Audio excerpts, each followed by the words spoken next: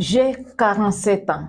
Selon vous, qu'est-ce qui peut démotiver, impressionner, intimider ou manipuler une grande dame de 47 ans?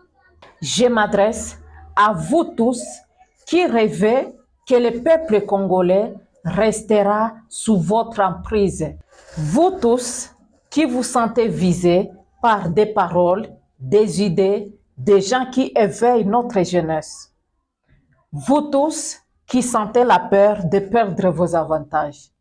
Ne vous en faites pas. Vous serez heureux de voir notre jeunesse libre et heureux un jour. À vous tous, ennemis du Congo, vous tous qui utilisez tous les moyens possibles, insultes, intimidations, pour étouffer la vérité et vulgariser les mensonges et les antivaleurs dans notre jeunesse congolaise, l'heure de la vérité a sonné. Calmez-vous, la jeunesse congolaise, les enfants du Congo, nos enfants vont enfin ouvrir les yeux et quitter votre emprise.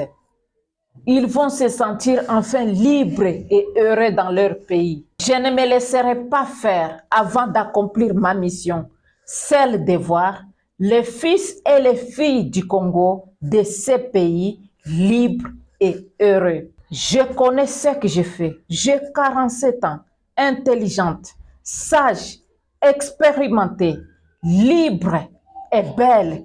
Je connais très bien ce que je fais. Je sais mes limites et je ne peux pas les dépasser.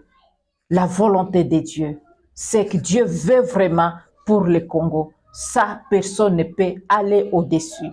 Je sais très bien que ma mission n'est pas facile. Mais si elle m'a été confiée, certes que j'ai les biceps et le pouvoir de l'accomplir. Et grâce à la main de l'Éternel, nous verrons un jour le Congo libre. J'ai une mission, celui de dire très haut et fort ce que le peuple dit bas par peur de l'oppression. J'ai une mission de dire avec certitude qu'il est temps que notre pays soit dirigé dans la sainteté, dans la crainte de Dieu. Car quand il y a la sainteté dans les institutions, la population est au centre de toute activité. J'ai une mission de dire aux Congolais, à toute notre nation, qu'il est temps que les institutions soient fortes que les personnes.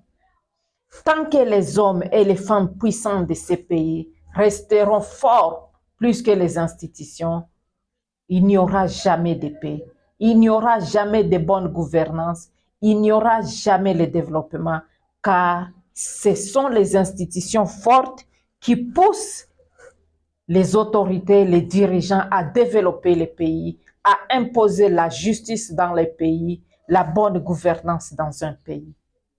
Et malheureusement, c'est ça ce qui n'est pas dans notre pays. Car les hommes sont plus forts que les institutions.